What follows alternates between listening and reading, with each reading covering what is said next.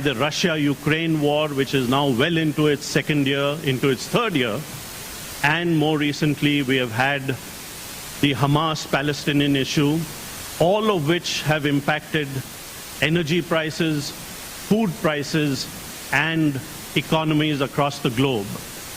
Some economies are already in recession, others are in danger of falling in recession, but we will focus later on what's happening here in our region, namely South Asia. On this occasion, let me once again say to all of you that we have an excellent program over the next 2.5 days. We're going to be talking about generative AI. We're going to be talking about India's place in the world of IT.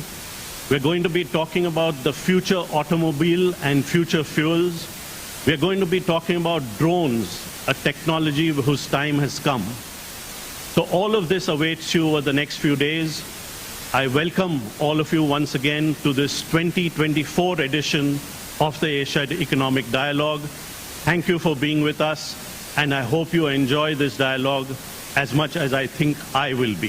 Thank you, and good evening.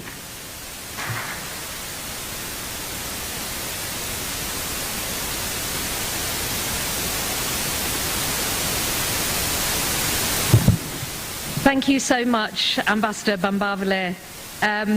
It's clear that this is going to be like a canvas where ideas collide, futures converge, and change finds its voice. Okay, now I would like to invite onto the stage Dr. Raghunath Mashalkar, President of Pune International Centre, to give his opening remarks. Please give him a round of applause.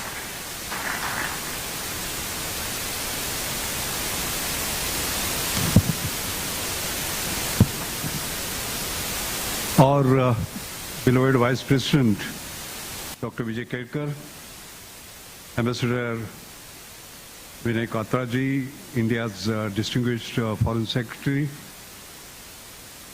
Ambassador Siva Lamsal, Foreign Secretary of Nepal, Ambassador Masood bin Momen, Foreign Secretary of Bangladesh, Ambassador Gautam Bambawale, the convener of AD 2024, I must say the Gautam Bambawale, because this event would not be there without his leadership. So Gautam, our very special thanks to you. Distinguished eminence that I see in front of me, I will not take names, there are too many of you. Eminent speakers and participants from across the world, ladies and gentlemen. I'd like to warmly welcome you to the 8th Asia Economic Dialogue. As was mentioned, it is the 5th Asia Economic Dialogue in a row by Pune International Centre on behalf of the Ministry of External Affairs. At the very outset, I'd like to say how grateful we are to our Honorable Minister of External Affairs, Dr. Jaishankar, for his continued support, continued guidance, continued inspiration. I also acknowledge our new partnership with ORF, India's globally recognized leading think tank, with whom we are partnering in many of our key programs now. Just a few words about PIC. In a journey of over a decade, PIC has become India's leading action-oriented public policy research think tank. It has very strong research verticals in the areas of national security, energy, environment and climate change, economic reforms, and urbanization, and science and technology and the national innovation ecosystem. We also have strong programs on social innovation, where we mentor and support social innovators from across the country. We always emphasize that Pune International Centre is an international centre in Pune. Our housing, the international economic conferences in the form of flagship annual conference, is just one of the many manifestations of PIC's global outreach programs. After battling for 2 years of the COVID-19 pandemic, which was an unprecedented crisis in itself, there was unfortunately no respite. The world was immediately thrown into one crisis after another, with regional conflicts in Europe, in Asia, in Africa, in West Asia, and the impact of economic slowdown in many countries and the challenges of new technologies. VUCA, volatility, uncertainty, complexity, and ambiguity, seems to be the new normal as though. Our theme of AED 2024 this year is therefore geo-economic challenges in the new era of flux or era of flux. This era of flux arises due to several challenges, as we know. First, the rapid pace of technological advancement presents challenges in disrupting traditional industries and labor markets, leading to job displacement and skill gaps.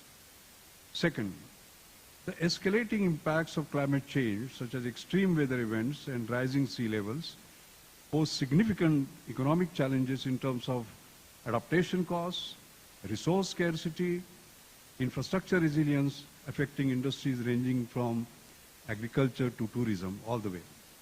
Third, the income inequality within and between countries exasperates social tensions and hampers economic growth by limiting access to education, to healthcare, and opportunities for upward mobility, creating barriers to sustainable development. Fourth, trade tensions, protectionist policies, and geopolitical instability disrupt global supply chains, impede cross-border investment, and create uncertainty for businesses, leading to market volatility and hindering economic integration and growth. And fifth, aging populations and declining birth rates in many regions pose challenges such as increased healthcare and pension costs, labor force shortages, and reduced consumer spending, impacting economic productivity and fiscal sustainability. And despite these heavy winds, in the AD 2024, we wish to focus on strategies for growth, strategies for cooperation among Asian nations, and especially in South Asia. It is obvious that on one hand, there is a great potential to enhance South Asia's resilience to external shocks and uncertainties in the global scenario. But on the other hand, there is enormous potential to unlock significant growth potential by promoting trade, by investment, by productivity gains across borders, leading to increased job creation, income generation, and poverty. We can collectively address common challenges such as infrastructure deficit, trade barriers, skill shortages, leveraging shared resources and expertise to overcome barriers to growth. It will also allow us to access larger regional markets, tapping into diverse consumer base and expanding opportunities for export-oriented industries, thus stimulating innovation, competitiveness, and economies of scale. By the way, I'm a scientist. I do science, technology, and innovation. Let's talk about innovation. I remember that in 2010, for World Bank, I had authored a report on building innovation ecosystem in South Asia. I went through it this morning again, and I found that many of the things were said at that time are still valid. Maybe we need to revisit it. But in any case, integration, inclusion, innovation, and investment are the four pillars on which we can make our inspiring dream of 21st century as Asia's century happen. This year, we have a total of 46 speakers from 11 nations as participating in this conference in total 12 exciting sessions. You will see exciting sessions like impact of generative AI on organizations and society in one such. In fact, we can't do any meeting nowadays without talking about AI and generative AI, and we have the best of the minds talk about it. We look at the impact of the New India, Middle East, Europe economic corridor.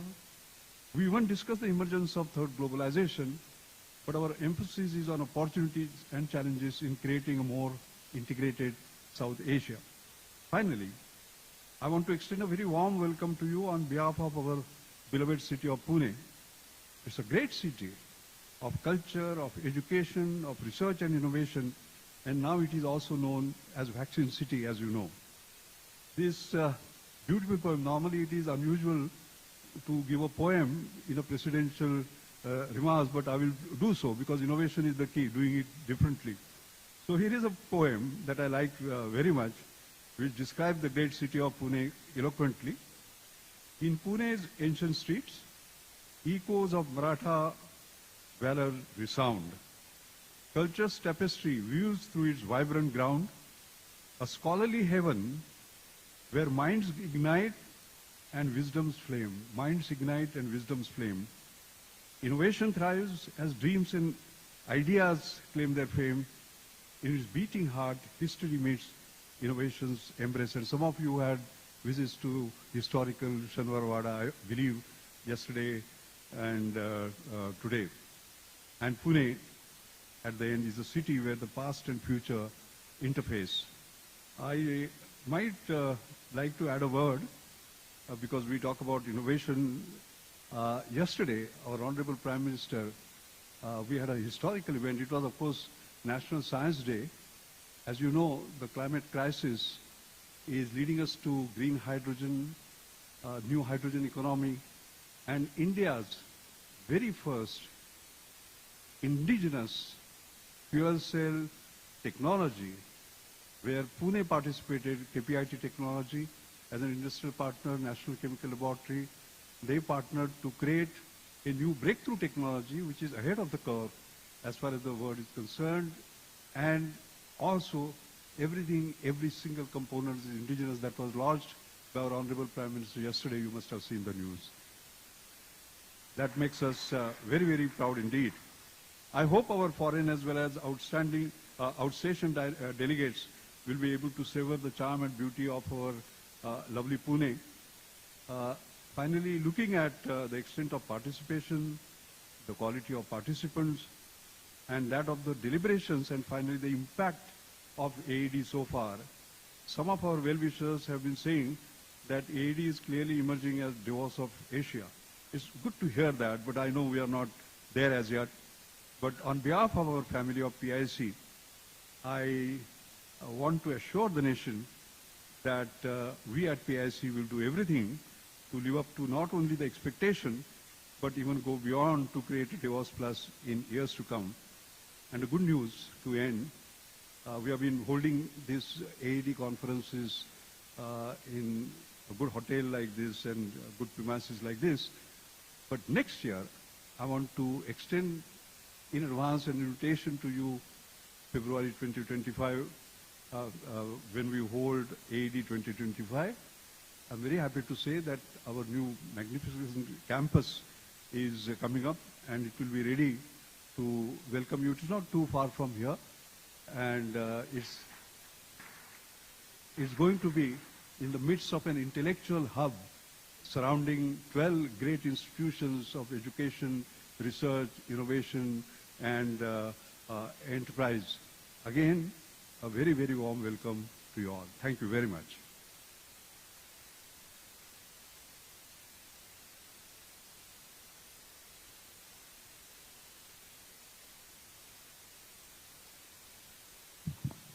Thank you, Dr. Mashalkar. Ladies and gentlemen, who more fitting to hear from than the author of the widely acclaimed best-selling book, The India Way, Strategies for an Uncertain World, and recipient of the Padma Shri Award. I am, of course, talking about a huge supporter who was here with us in person last year. It's the External Affairs Minister, Jay Shankar. So if we could have his video played, please. Dr. Raghunath Mashelkar, Ambassador Gautam Bambawale, Foreign Secretary Vinay Quatra, distinguished guests, ladies and gentlemen, dear students. I am truly delighted to address the 8th Asia Economic Dialogue. In the years that have passed, I note that the dialogue has emerged as a prominent forum on geoeconomics. This edition focuses very appropriately on the geoeconomic challenges of our times. Today, these broadly fall into three categories. One is the supply chain challenge that has arisen from a particular economic hardwiring created by the globalization era. Whether it is finished products, intermediates or components, the world is dangerously dependent on a limited number of suppliers. Even as importers, the production centers have built their own sourcing chains. How to introduce greater resilience and reliability is today central to de-risking the global economy. All of us need more options and must work to create them. The second is the technology challenge, which grows by the day given our reliance on it for more aspects of our daily life. The digital era has given it an altogether different connotation because it is so intrusive. It is not just our interests that are at stake, but often the most personal of our decisions and choices. Such an era demands more trust and transparency. But in fact, we are seeing the reverse where technology providers are concerned. The third is the challenge of over-concentrations stemming from the nature of globalization. They are heightened by unpredictability and opaqueness. We discovered this most sharply during the COVID period. But from time to time, we are also reminded when market dominance is weaponized. For the global south, this is particularly serious given the extent of its dependence. These three phenomena have come together particularly impactfully when we consider the evolution of critical and emerging technologies. And we all know that this is indeed the era of AI, of EVs, chips, green and clean technologies. What we are confronting is no longer a matter of comparative economic advantage, if it ever was. We are actually talking about the future of the global order. Where do the solutions lie? There are no easy answers, nor indeed a limited number of them. To create a more safe, secure and cooperative world, we clearly need greater international cooperation. Only that can serve to mitigate unilateral demands, economic domination or technology assertions. For India, this means moving across a broad front of domains that all contribute to comprehensive national power. It requires a massive upgrade of our skills base. It suggests an environment that promotes startups and talent. It will benefit from easier to do business and a modern infrastructure. But most of all, it demands robust manufacturing that alone can provide the foundation for technology development. As the most populous country that will be the third largest economy very soon, our goals and ambitions cannot be determined by the goodwill of others. We must build deep national strengths during the Amrit Kaal that will drive the transition towards becoming a developed economy and a leading power. This is the vision of the Modi government, and our initiatives and programs of the last decade are aimed to this very end. Perhaps there is no better audience to appreciate it than one in Pune, which has such a long record of industrial manufacturing. I thank you all for your attention and wish you productive deliberation.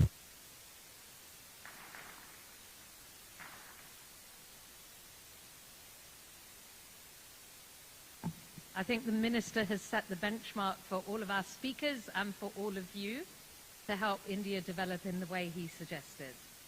Okay, to kick things off then, we have a session on promoting economic integration in South Asia.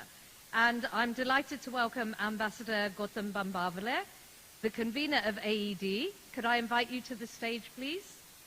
Please give him a big round of applause.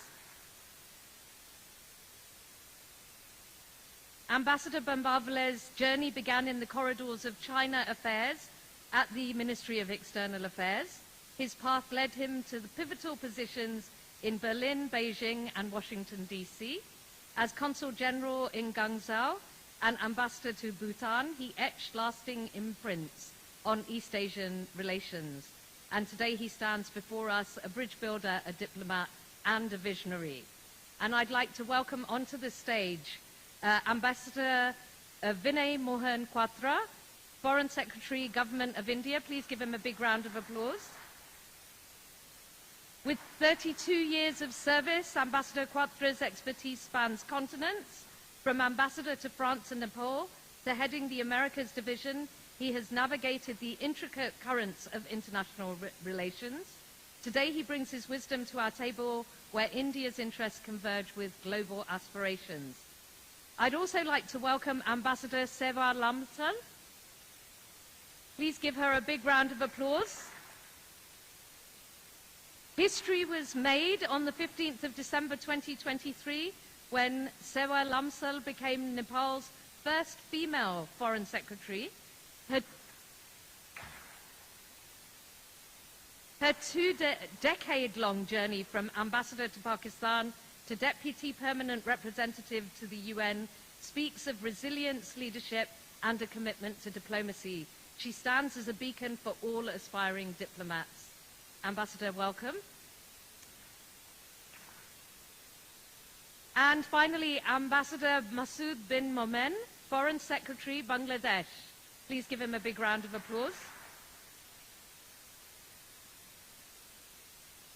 Notably, Ambassador Momen served as Bangladesh's ambassador to the UN, Japan, and Italy, with a career spanning various diplomatic capacities, including roles in New Delhi, Kathmandu, and Islamabad. His leadership and expertise persist in molding Bangladesh's foreign policy on the global platform, reflected in his ongoing impact in diplomatic services. So together, we delve into the heart of economic integration. Remember, our neighbors are not distant strangers, they are our immediate family. Their prosperity is our prosperity, and let this session ignite ideas, forge connections, and set the stage for a more integrated, resilient South Asia. Ambassador Gautam, over to you. Thank you. Thank you so much, Vandana, and thank you to the three dignitaries on stage. Let's have another round of applause for the three foreign secretaries of India, Nepal, and Bangladesh. Ambassador Quatra, perhaps I should start with you.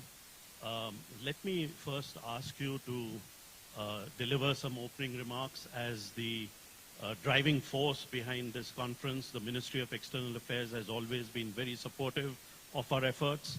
But also let me bundle that question with the issue of geoeconomics being in a state of flux. How has India come through the crises, the multiple crises that we have experienced over the last few years? So let me ask you on both those issues to give us your views. Thank you.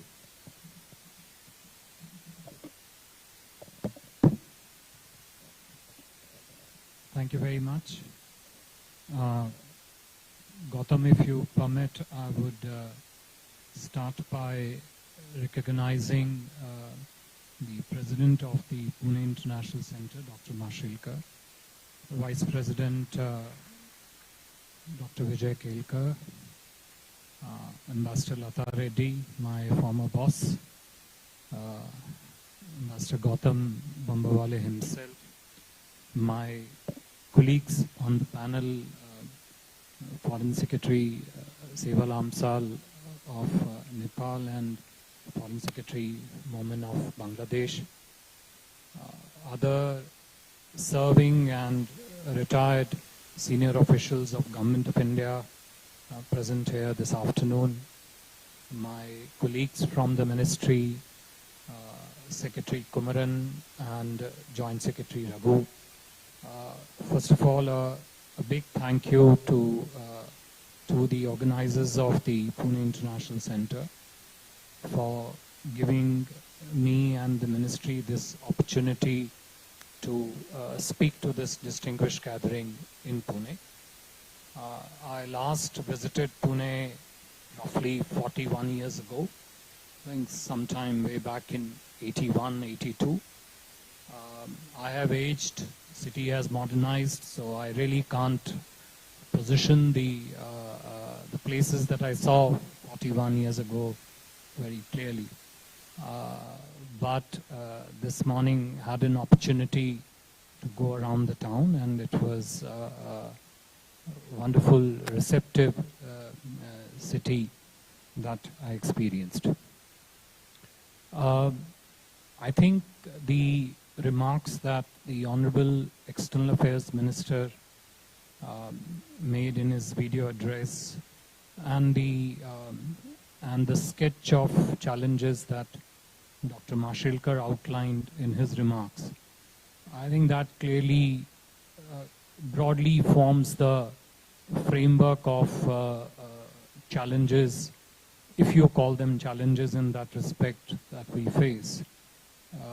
I could decipher 4 of them very clearly from Minister's remarks, which were essentially the supply chain challenge 1, technology challenge. I would also, of course, like to see the opportunities on the side of technology also.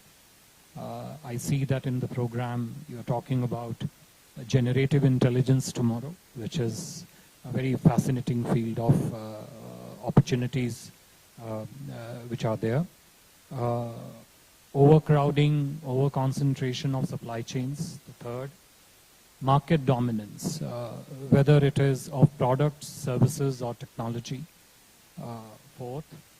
And the challenges that Dr. Mashilkar listed: job disruptions, global mobility disruption, I would rather call it, the climate change and the associated challenges, income inequalities, trade tensions, cross-border investment-related issues, and the aging population.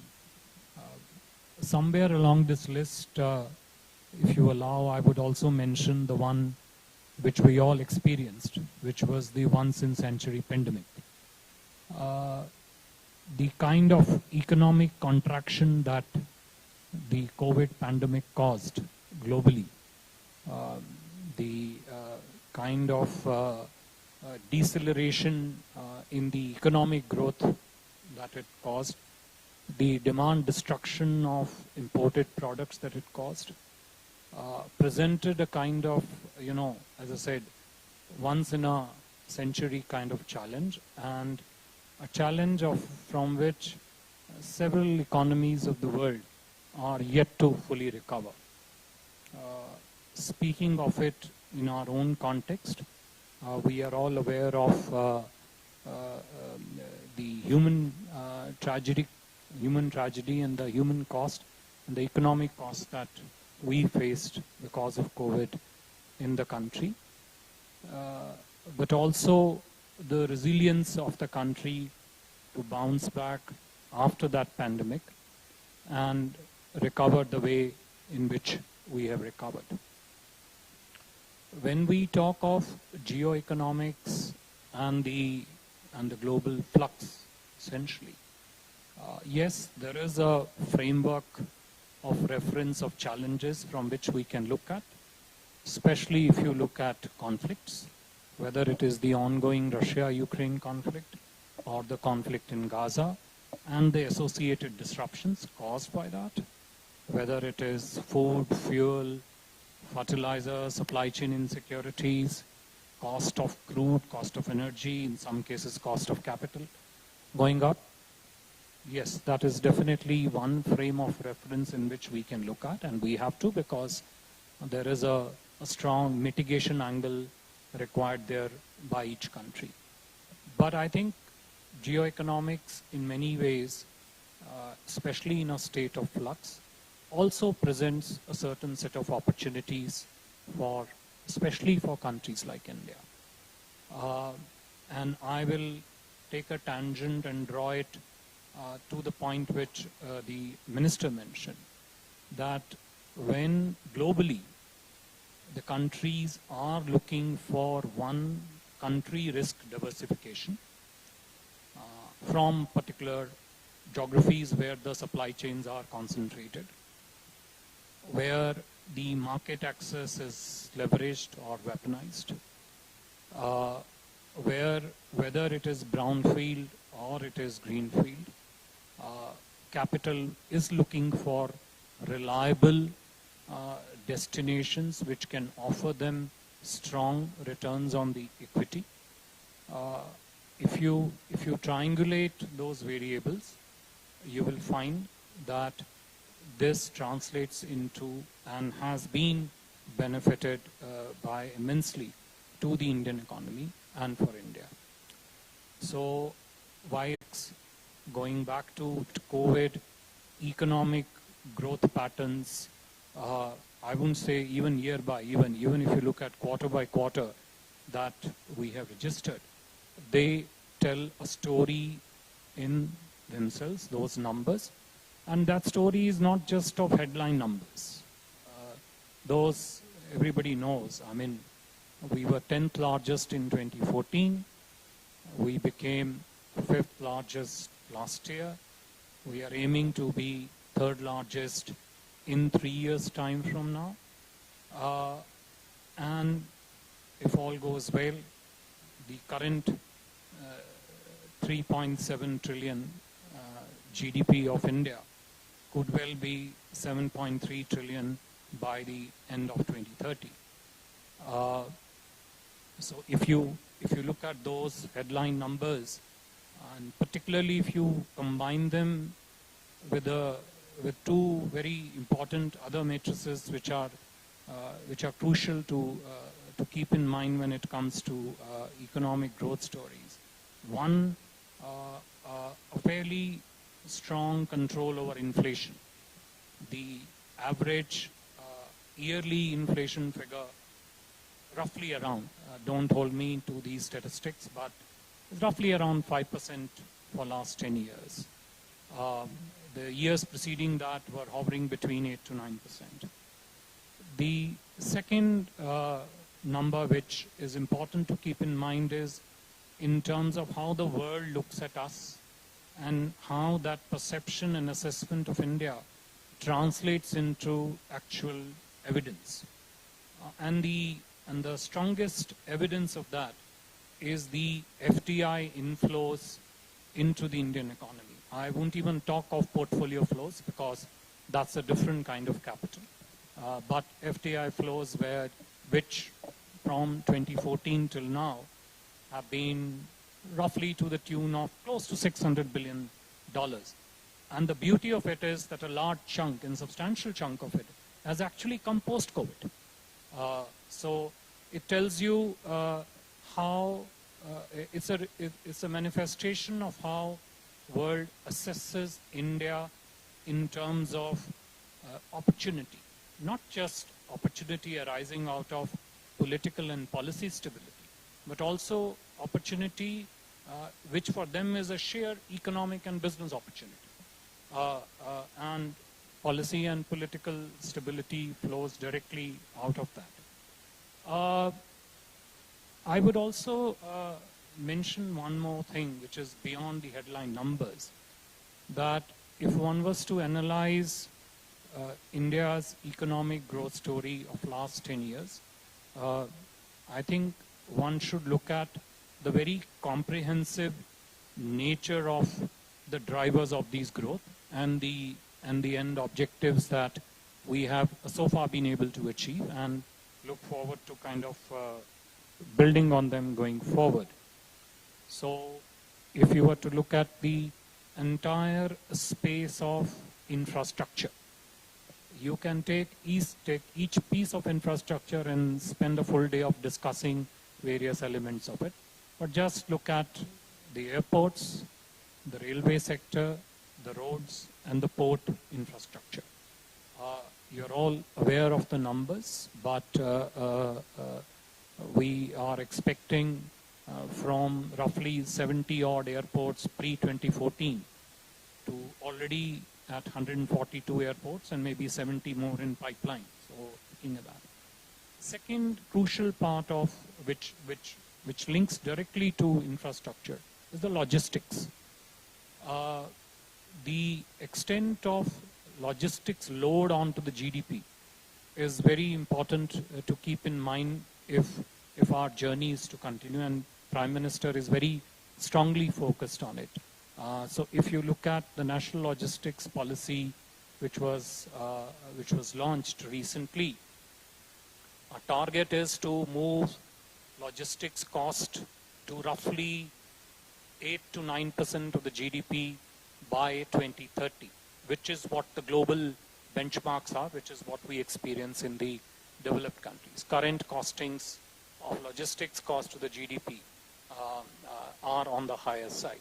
Now, the extent of economic gain, the efficiency gain that unleashes within the economy, and not just in our own national economy, but across the entire region, because of the logistical chains that are there throughout the region, is something to be kept in mind.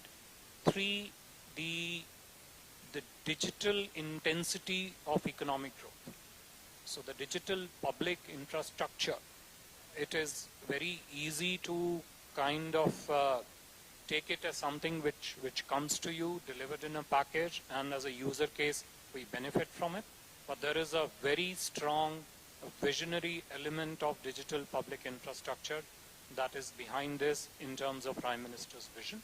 And that is what is making it pretty much an ubiquitous thing in terms of whichever sector of economy you look at it.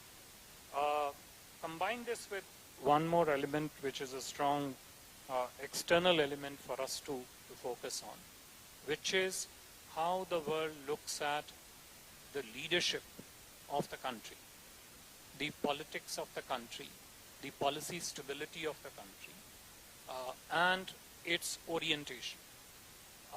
I think the world clearly sees in our Prime Minister a very strong leader, a leader committed to national growth, a leader also, as the Master of Ceremony just mentioned, looks at the regional prosperity inherently linked to the national economic growth. And I think world not just sees it for what the leader is, but also assesses that through the policies that are announced, and policies that we see, whether it is in our neighborhood, and we can come to that and speak about that in detail in terms of neighborhood first policy, or it is in terms of what we are doing within the country, which has very strong externalities of benefit for the foreign participants. I think all this comes together in a package that presents a picture of strength, picture of hope and optimism, picture of evidence-based growth story, which is for the national good, but also a story in which the international community, particularly the international business community, sees a very, very strong benefit in this. I think, let me stop here for now and come back to you later. Thank you. Thank you very much, Ambassador Quatra. I'd like to turn to you now, Ambassador Lamsal, and ask you a similar question, which is, how is the Nepalese economy doing? But before you come to that, let me ask you, is this your first visit to Pune? You've been around the city in this morning. What are your impressions? What impressions will you take back with you to Kathmandu? And then tell us about how the Nepalese economy is doing.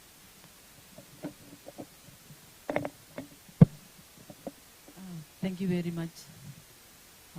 Let me begin by extending my sincere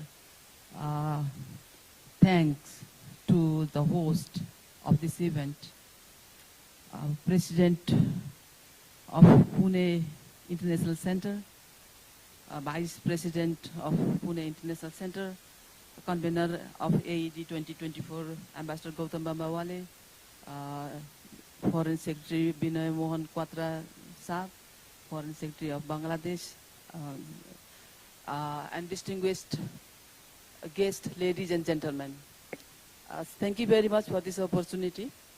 Let me respond to your question that I came to New Delhi, and then I had good meetings. I paid a courtesy call on Honorable External Affairs Minister, and I had good meeting with the Foreign Secretary of India. And yesterday I just arrived, and then this morning I visited Shaniwar Wada, a very historic place of Pune. And I'm thrilled to see that place. Very magnificent place. I heard a lot about that place. And then again, I had another opportunity to visit Symbiosis International Center this morning, where our over 700 students are studying there. And this is another place of Vasudhaiva Kutumbakam in real terms. We talk a lot of talks about Vasudhaiva Kutumbakam, but this is the place where you can see what is really mean Vasudhaiva Kutumbakam. I'm really impressed, and then thank you very much for this arrangement also. To your questions, yes, I agree with the panelist. The Master of Ceremonies, she set the stage very well, and also the President of Pune International Center, he also articulated so many issues, and then yourself, Ambassador Gautam Bambawale. Yes, it was a difficult time, particularly due to COVID pandemic, followed by the wars and conflicts across the region, and then that hampered a lot to the landlocked economy like Nepal. So I just want to give a brief overview of what we were doing before pre-COVID situation. So our economic growth and everything, other economic indicators was at a very good situation. But after that, it took a while to recover. It went down, the economy went down, and the growth rate, sluggish growth rate we had to face. And then now, the 2024, IMF has projected that there will be 5% growth, and the government has estimated that there will be 5 to 6% growth. That means our economy is getting momentum. That is due to the reform policies of the government of Nepal. So that are focused on policy reforms, procedural reforms, and many other areas where we have to look into. And then we have applied stringent monetary policy that also helped a lot to shape and to bring the economy to this stage. The other important factors that contributed to our economy is the energy sector. Nepal has huge potential of energy and hydropower generation capacity. So that is one area where I will discuss later. I think I have another topic to discuss later on. And we have also agricultural sector that we put focus on. And likewise, we have tourism sector that also has come to pre-COVID situation now. So our tourism is coming back, and also other macroeconomic indicators such as foreign reserve exchange, and then remittance inflow, and the inflation. We have control over inflation also. So I think all those indicators have given good impression. So our economy is on the right track. There are many areas where we can focus on and then integrate into the regional development also and in the region. I think in terms of other areas such as migrant workers, and that is also another part that is also contributing a lot to our economy. So I think those are the basic macroeconomic indicators which have shown good and positive results, positive indication to our economy, and that gives us a good boost to move forward. Thank you. Thank you very much, Ambassador Lamsal. Perhaps I should turn to Ambassador Masood bin Momin of Bangladesh. Sir, I'd like to, of course, give you the opportunity to also fill us in and talk to us a little bit about how the Bangladesh economy is doing. But also let me dive into this whole issue of South Asian economic integration. South Asia is looked upon as one of the least integrated regions of the world as compared to the European Union, or compared to the Association of Southeast Asian Nations, or compared to the North America Free Trade Agreement area, which is Canada, the United States, and Mexico. Intra-regional trade in South Asia is a mere 5% of total trade, and intra-regional investment is a mere 1% of total investment. So if I could request you to also talk to us a little bit about the Bangladesh economy, how it's doing, and what should we be doing to increase trade and investment amongst ourselves within the region. Ambassador Momin, please. Thank you, Ambassador Gautam, convener of this Asia-Pacific dialogue. and also the President and the Vice President of PIC in presence and dignitaries, and also my fellow panelists, Foreign Secretary of India and Nepal. First of all, I'd like to thank PIC for inviting me in this important forum which is being held regularly now.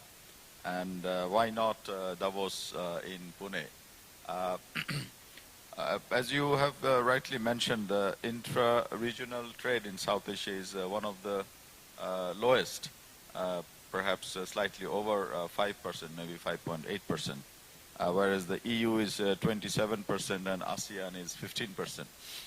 Now, there are many reasons we have to look back. If we go back before 1947, the whole area was, of course, seamlessly connected. But now it's a totally different scenario geographically and politically. As far as Bangladesh economy is concerned, as you'll be happy to know that currently it is the 35th largest economy in the world, although the land mass is very small. And we have a population of 170 million with a thriving middle class. And the growth rate that we have been experiencing apart from the couple of years with COVID, it was more than 7%. Now it is a little bit of over 6%. And we will be the 9th largest consumer market by 2030. So these are quite impressive numbers if you consider our past and our history. And today it is a $480 billion economy. Now, how to navigate in this era of flux, and Bangladesh is also being affected. First, of course, with the COVID, and then the Ukraine war, as mentioned, and the Gaza crisis, and the Red Sea, disturbances of supply disruptions, and the triple F problem that was mentioned by Ambassador Quatra: the food, fertilizer, and fuel. Because we import most of our fuel and a lot of our fertilizer from other sources. Given this scenario, we have one advantage to our side, and that is we have the advantage of numbers. Whatever big infrastructure projects we have undertaken so far, they're already being paid up. I mean, just give one example. The Padma multi-purpose bridge, which is a 6.5 kilometer long bridge, built entirely with our own resources, $3.6 billion. It was a very bold and courageous decision by Honorable Prime Minister Sheikh Hasina. And it has connected almost 8 of the districts in the south with millions of people living there. And it is said that of course, it is to be seen and proved that it will add 1% plus to our GDP. That means we were growing at the rate of 6.5 or 7%, so it could be around 7+ percentage points. Now, I often talk about this opportunity that with our Bangladesh population, and of course India has a huge population, and Nepal and Bhutan being landlocked in our region, and 7 states of Northeast India which are also landlocked. So if we consider this whole region, and then if we can improve the connectivity, not just the physical connectivity in terms of railway networks or road networks, but also the ancillary services, the customs points, the immigration points, and all the border arrangements. If we can have that, plus the people-to-people connectivity, the grid connectivity, and also internet connectivity. So given all these connectivities, if we can put dots and connect the dots, then I was once upon a time a student of economics, so I can easily show that there is potential of adding 2 or 3 percentage points. So it is not a pipe dream that our Prime Minister has been telling, that by 2041, the 70th year of our independence, we can reach a sort of developed country status. It is theoretically possible. Of course, again, first year economics, ceteris paribus, that we don't have no more, COVID-like situation or other external shock. Energy can be another point which can be highlighted. Bangladesh's current production capacity is about 25,000 megawatts, but with to sustain the 7% economic growth, we will be having a lot of demand, and the demand estimates are about 60,000 megawatts by 2041. So obviously, we ourselves will not be able to produce that kind of energy, given the fact we don't have much gas or oil or coal.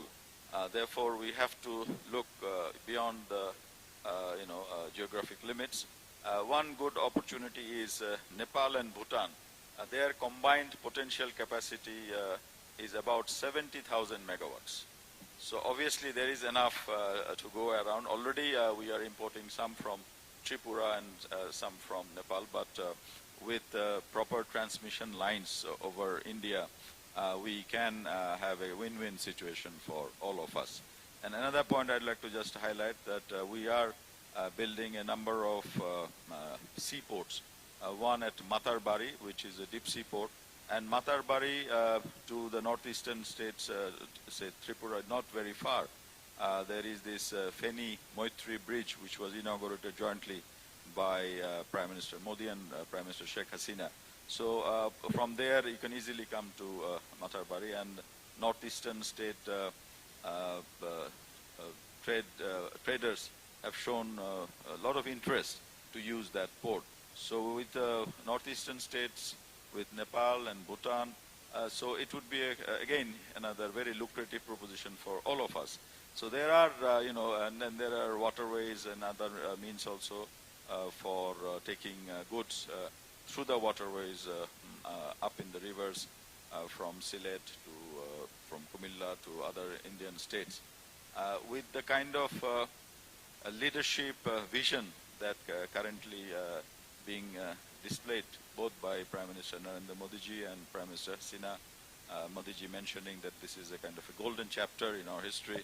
So obviously, if we can do our best in utilizing all these, there are a lot of hope for not only Bangladesh but for the entire region or the sub-region. Thank you. Thank you, Ambassador Moment. And thank you very much for your proactive and optimistic outlook that South Asia could become a region which is very well connected, which is very well economically integrated. Ambassador Quatra, you mentioned India's neighborhood first policy, and India is also a major, it provides development assistance to its neighboring countries. So could I request you to describe our neighborhood first policy, to talk a little bit about it, and also if you could share with us some of the big success stories of development assistance that India has done in its immediate neighborhood. Ambassador Quatra. Thank you very much, Ambassador Bambiwale. Before I come to that, let me go to the opening point that you made with regard to the extent of intra-regional trade, 5%, or and that too in a comparative frame of reference vis-a-vis ASEAN and Europe.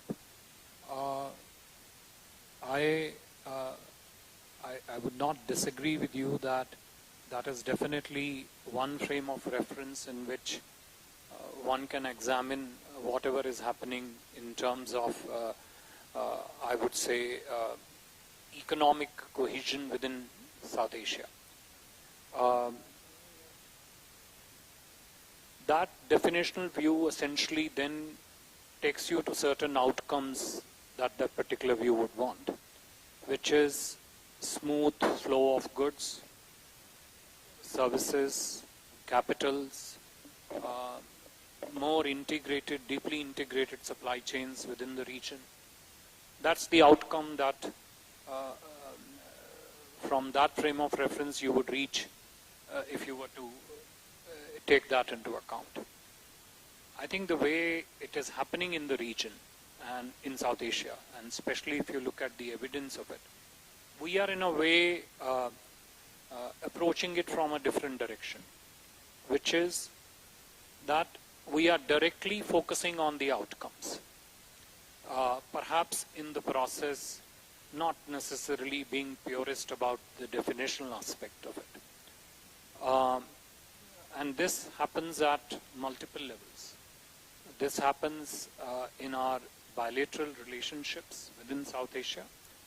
It also happens in the regional institutional frames of reference.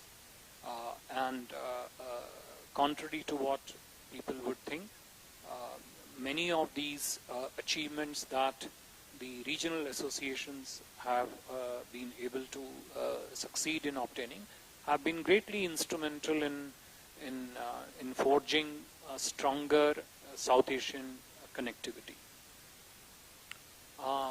So if I was to take forward what my colleague, Foreign Secretary of Bangladesh, spoke about connectivity, and I'm taking this as the first element of Prime Minister's neighborhood first policy approach.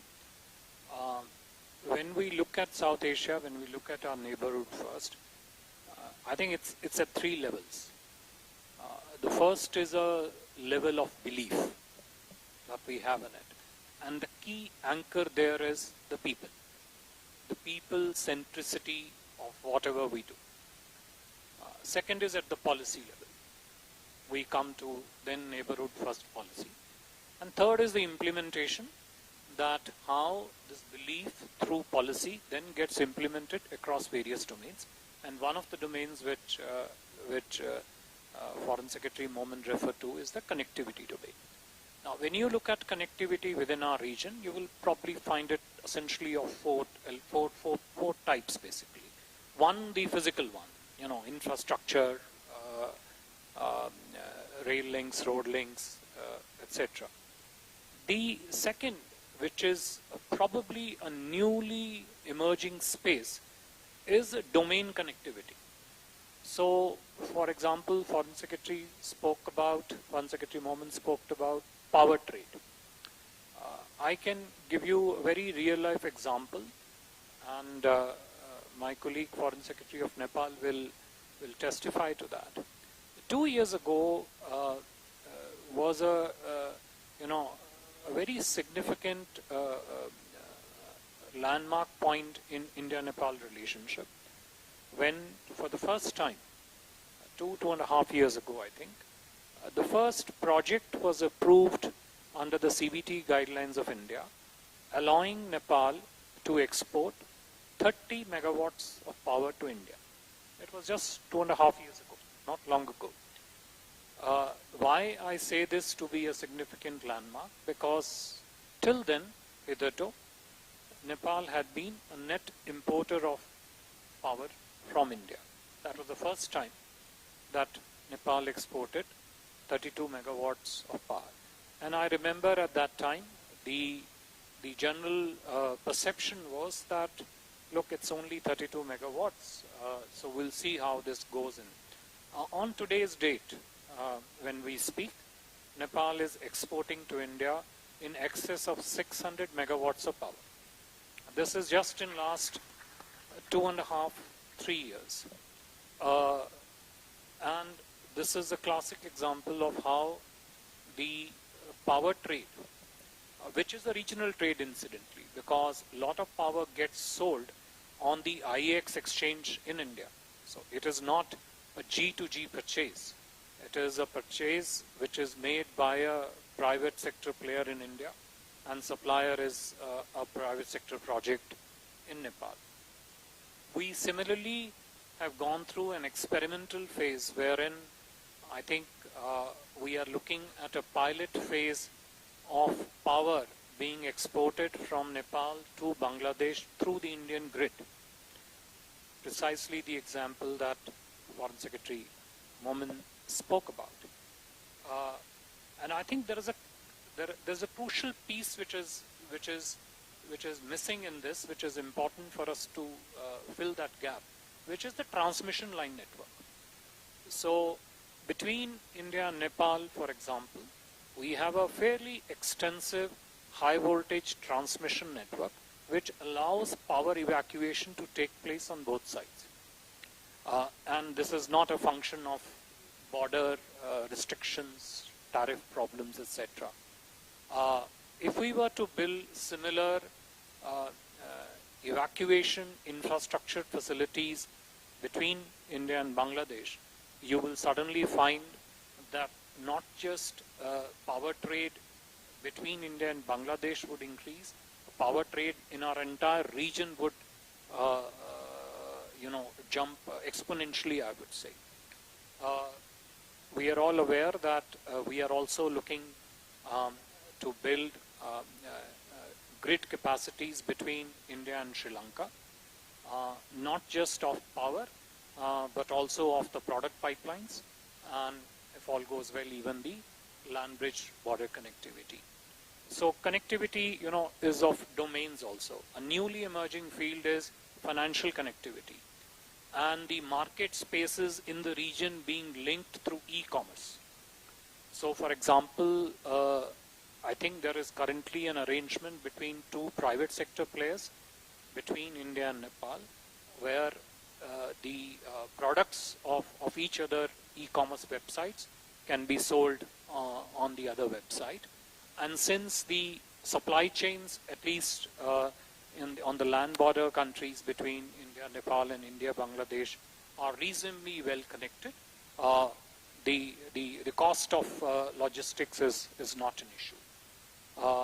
The third thing is more in the services space, which is happening, is in the fintech interoperability. Whether it is through the rupee-based trading platforms, which is yet to take off in a major way, but on a pilot basis, yes, but also the financial payment platforms, the way they speak to each other. So there is there are new emerging spaces. The Startup Connect, there is a fair bit of robust connectivity between the startup ecosystem in the countries of South Asia and India. And it is mutually reinforcing. It's not, a government is only an enabler. It's all done and led by the private sector. I mentioned people. People are central to this connectivity, and our effort is that there should be not just seamless movement of goods, capital, technology, services within South Asia, but of course, the people first and foremost. There is a last element of connectivity which I should point out, which Foreign Secretary Momin hinted to in terms of what's going on in Bangladesh, which is connectivity enhancement and building within the country as it links to the region. So India's massive thrust on building connectivity with northeast of India, that automatically then gives a different paradigm jump to the way we connect to the in terms of our Act East initiative and approaches. The rails network is another one. We are trying to go back to roughly pre-independence 6 rail line network between India and Bangladesh, 2 railway line networks between India and Nepal. We are working on 2 with Bhutan also. We are also looking at increasingly a space of connectivity which refers to regulatory convergence in terms of the trade systems. And in case of at least Nepal and Bangladesh, the petroleum product pipelines, which have enormously brought in economic efficiency gains when it comes to trade in petroleum and petroleum products. So the result is all of this has reduced itself into specifics, which is what the outcome of a definitional framework is, which is that the regional supply chains within South Asia are now better connected in terms of the trade flows, the capital flows, and the market linkages. There is ease of mobility. I won't say quantum of mobility, I'll say ease of mobility of goods, services, and capital. Creation of economic gains, it is quite sort of natural in this. You talked about the development partnership template that we have. It is a very essential and a crucial element of India's neighborhood first policy. So roughly 50% of our lines of credit and pretty much 80% of our grant expenditure which goes out is dedicated as part of neighborhood first policy. I would expand this to the maritime domain of neighborhood first and probably include Mauritius also in this segment. I referred to ICPs in the beginning. I think this is again something which must be flagged. We currently have 7 ICPs that are in place working. We are constructing 2 more and there are 13 more in pipeline. ICPs are integrated checkposts. Integrated checkpost. And I'll give you one example. In 2014, if you look at India's trade figures with Bangladesh, India's trade figure with Nepal, I think India's trade figure with Nepal was roughly around $4 to $5 billion, and I think with Bangladesh it was 6 to 7. The numbers are now tripled pretty much in the last 10 years. And a lot of this is because of these integrated checkposts, which bring in trade efficiency gains, the quantum of trade increases, new market for products get created where there was none initially. And I will take this and then take you to what's happening institutionally.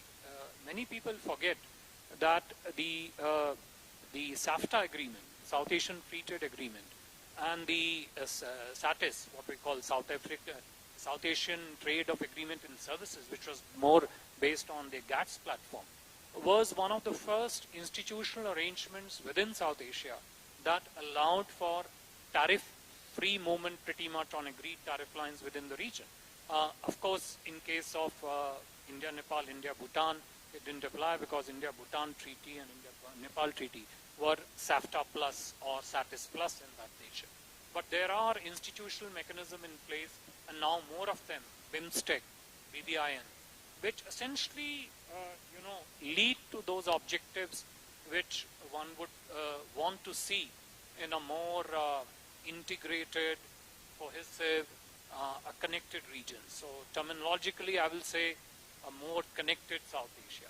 So connected region, connecting people, that's the central thing behind neighborhood first, and linking, of course, prosperity of each other into a regional prosperity context. Thank you so much, Ambassador Quatra. So my takeaway is that things are looking very, very positive. The groundwork and the infrastructure is being laid for a more integrated, economically integrated South Asia. And even where trade and investment is concerned,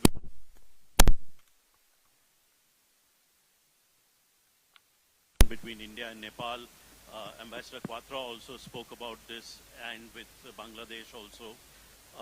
So could you speak a little bit more about energy cooperation, hydropower cooperation, how it has developed in the last few years? Ambassador Quatra just mentioned a few statistics on this, but could you explain to us how hydropower cooperation and energy cooperation between India and Nepal and India, and also with other parts of South Asia, has developed in the last few years?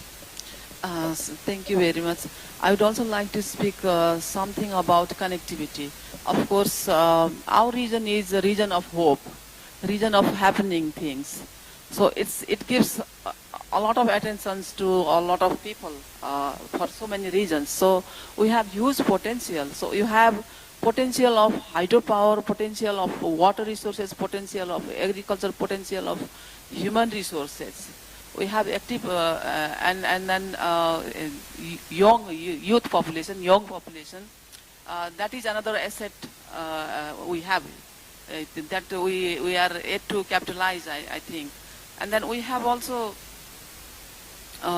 we have tried to get connected in the region, but in my view, I think the whole of connectivity is yet to harness. That means connectivity by road, by air, by rail, infrastructure, by investment, by business, by trade, and so on. Because we have to see whole of the connectivity, and that's how we will be fully connected, and we can share our prosperity between us. I think this region, no need to say that we are less integrated, but I think this is the right time when we have to also reflect on why we are less connected. So that why is very important in my view. So let's also reflect on that part, and then just move forward collectively for our collective prosperity. Definitely, Nepal treasures huge potential of hydropower and water resources. We have started. Actually, the last Prime Minister, our Right Honourable Prime Minister visit actually gave the policy space, and by which we could able to sign MOU in January last month. That is about power, long-term power trade agreement of 10,000 megawatt within 10 years' time. That is huge foundation in our relationship. So, but the point is timely implementation of the agreement is very important. Likewise, we have also inked to export 40 megawatt electricity to Bangladesh. We are working on that. That is another big step that we have taken recently, and that is, I think, a sustainable way of integration. When we talk about integration, that is also very important, because we have to look into our trade deficit, our people's. I mean to say connectivity in regards to people's mobility. So our region also treasures cultural heritages. We have colors, we have peoples, we have culture, we have shared values, shared beliefs, and then shared festival. We have a strong soft power. So we can also connect through those soft powers, and also other areas. For example, financial integration, complete financial integration, and also we have policy space. We have so many policies that we are yet to give shape, and then through that we can get benefit of it. So we have to believe in collective prosperity. So I think we are in that regard. We are heading towards that direction, but we have to give a little more attention to that part. I think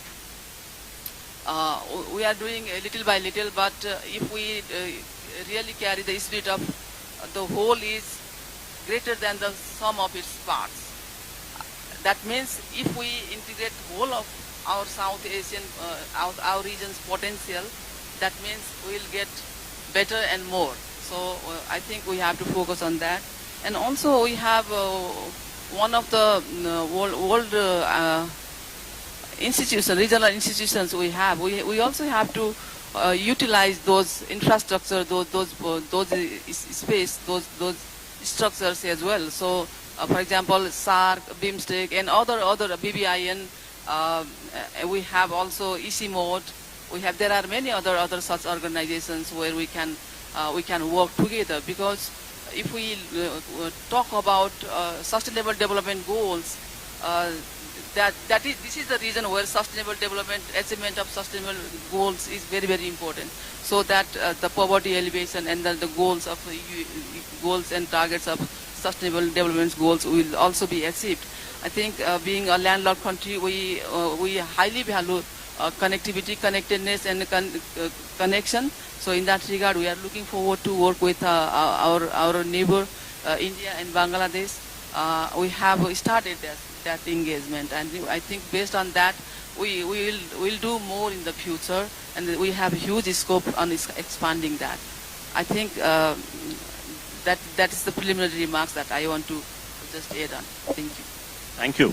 Thank you, Ambassador Lamsal.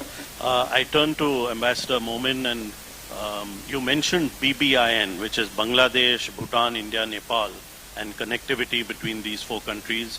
I'd request you to talk a little bit about this idea. I don't think there are many in this room who are aware of it, so I'd like you to speak a little bit about it. But also I'd like to ask you about BIMSTEC, the Bay of Bengal multi-sectoral economic cooperation project, and if you could help us in understanding both these ideas. Thank you, Ambassador Gautam. I mean, these are not new ideas. BBIN has been in the offing for some time now. Bhutan had some hesitancy, so we decided to move along, and when Bhutan is comfortable, they can always join. So I think is this purely road connectivity, or it also it's expands to mostly railways? road network, the the mutual agreements that are required for recognition of the driving licenses and the physical movement of trucks and other vehicles. So I think next month we'll be having a conference, big conference in Dhaka, to push forward this idea, and hopefully by this year we should be able to see its implementation, at least amongst Bhutan, amongst India, Nepal and Bangladesh.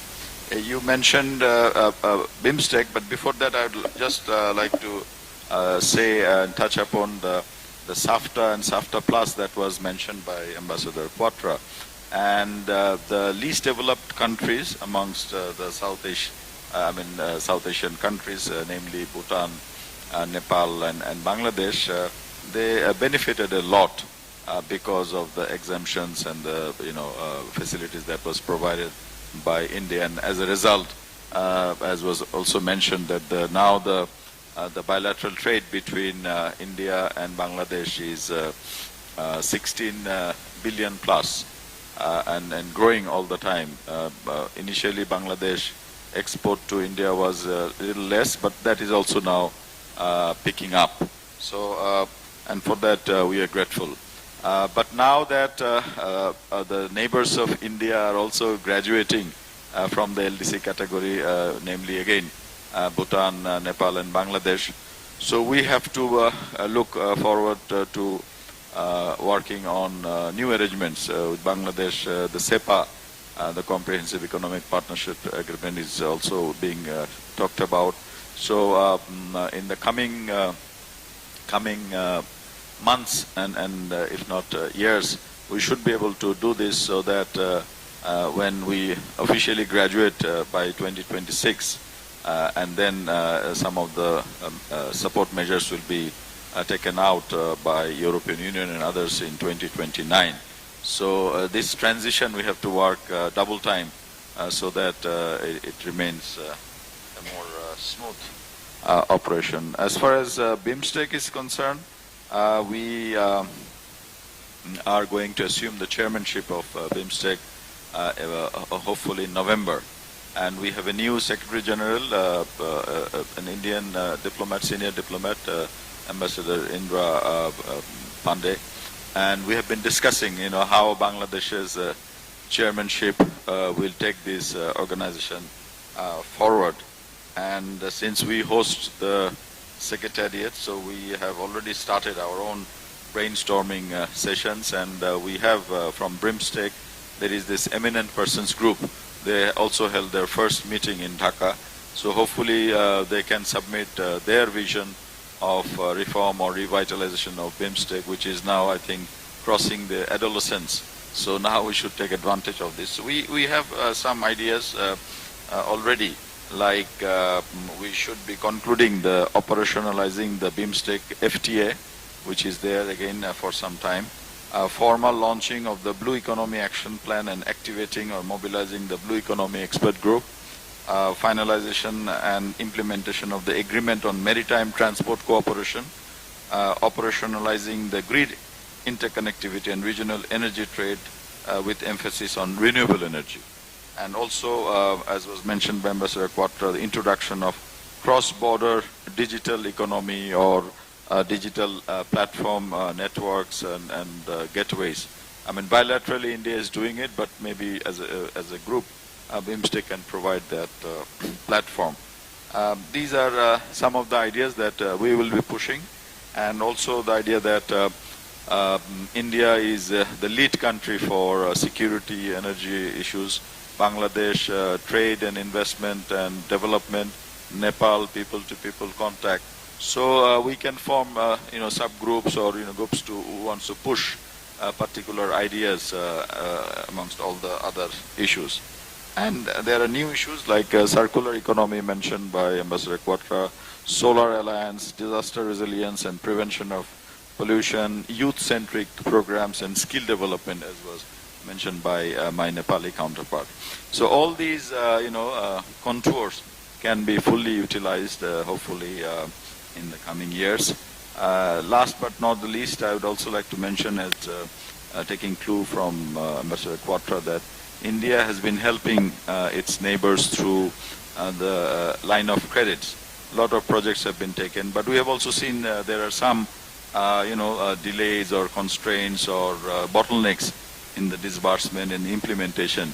And when Honorable Foreign Minister Jaishankar met our Prime Minister recently in Munich, he mentioned that we can always revisit some of these old projects which were not implemented. So aligning the priority of the two countries and also thinking of the greater picture that we have in mind.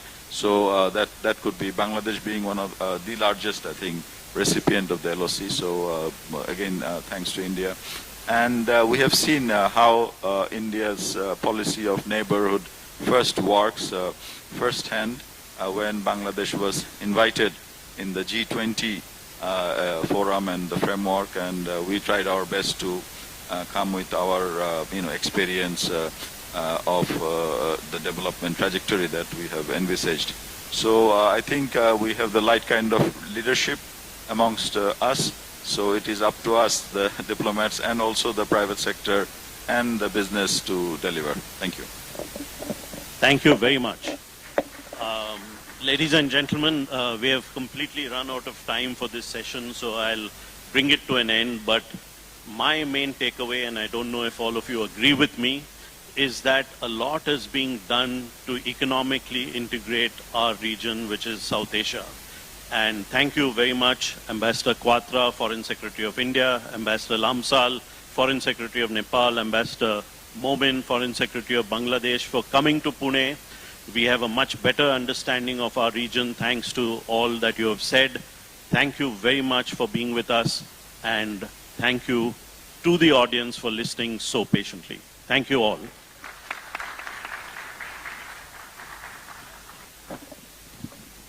Thank you so much. Can I just ask Ambassador Gautam Bambavle to offer a small token of appreciation to each of the ambassadors on the stage, please?